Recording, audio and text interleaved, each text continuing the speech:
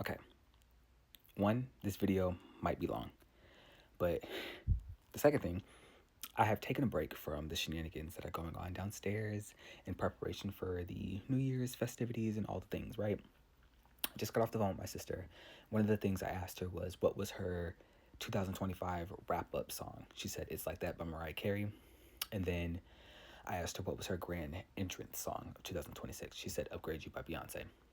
We had the same wrap up song. My entrance song is Cozy by Beyonce, and we both explained like why these are our songs. For me, Cozy is my entrance song because the chorus of the song is comfortable in my skin, right? And then while I was on the phone with my sister, I got into this conversation of like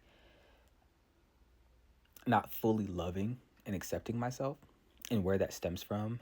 Um, Maybe 2 weeks ago, I was talking to my mom and I told her that I didn't fully love myself, and because it stemmed from religion and just like societal beliefs and things about being gay. Growing up in a religious household, and it really wasn't from my household per se, because my parents didn't make me feel a certain type of way for being gay, but just the societal pressure from it and what religion says about homosexuality, it was just like, I'm taking this to my grave. I'm never gonna say that out loud.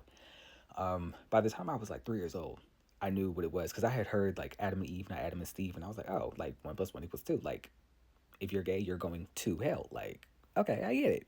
So I'm just never gonna say this, and pretty much from that point on, like shame, like immediately took over my body, and I walked with that shame for the vast majority of my life. And because of that, I've never been able to really be comfortable in my skin. I've never been able to fully love myself. I've never been fully able to appreciate myself because that is an aspect of me that I was never taught to love. That is an aspect that I was always taught that I had to deny and I had to pray against and I had to do all these things. And I used to go up to the altar in church, and I never said like specifically like, this is my dog. I never said like specifically like, hey, I'm gay and I want this to be gone.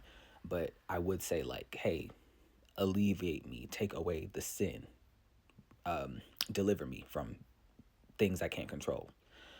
And I was like 7 going up to the altar doing that. I had to take my dog out to pee.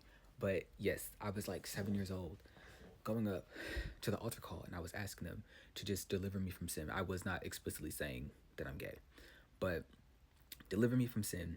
And by the time I was 10, I was exhausted because I'm praying the gay away literally every day. I'm fasting. I'm having other people pray over me what's not working and what's not clicking. I'm reading scripture. I'm denying myself of whatever.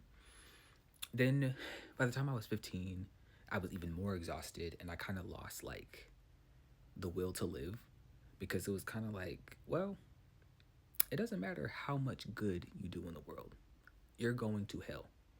It doesn't matter who you help, it doesn't matter what you do, because of something that you cannot help, you're going to hell. And that really like psychologically messed with me. I lost all will to live. I didn't plan anything out for my life. Like I was just like by the time, and there were some other things going on, and I just kind of felt like by the time I was 18, I was gonna be dead. So I really didn't plan anything out for life. And then once I did turn 18, I was like, wait, wait. You were supposed to be dead. What's going on? What's going on? What's going on? What's going on? So now I'm in like crisis mode because now I have to figure out what I'm going to do with my life. And I didn't plan for anything because I was going to die. I was going to hell. So, but yeah. Um, yeah, I was just really tired, lost the will to live. And there was just a lot of shame and guilt that I've carried for the majority of my life because of societal pressures and things that society says. And that's not mine to wear. And so in 2026, I want to rid myself of that. And I want to be comfortable in my skin. I want to be cozy. And I want to kiss the scars that I have and be able to celebrate those scars. And so that is my goal. That's going to be my journey for 2026. I often welcome death and rebirth cycles. I've gone through plenty. I went through so many in 2025. So many. But I've learned a lot. And that's why I can reflect on myself and my life in the manner that I just did.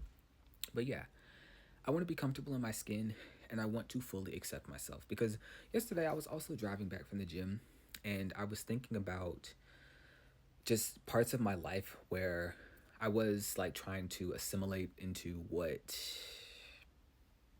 society said I was supposed to be. And a lot of that had to do with my idea of masculinity. And then I thought, like, okay, well, masculinity, the way that we know it, is a subsidiary or a derivative of white supremacy. Why am I, in my black body, letting something that is a derivative of white supremacy control my mind or the way that I think or the way that I think I'm supposed to show up?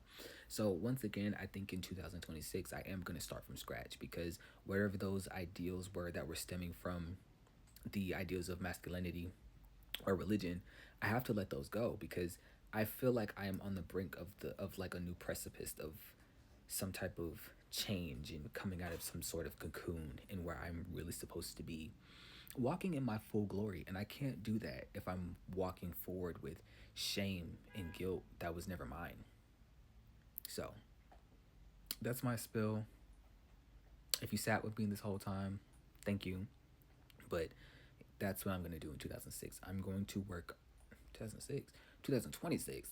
I wish it was 2006. Oh my God, I love 2006. I was 5 years old. Anyway, in 2026, I'm going to work on fully accepting myself, fully loving myself, and ridding myself of shame and guilt that was never mine to wear in the first place.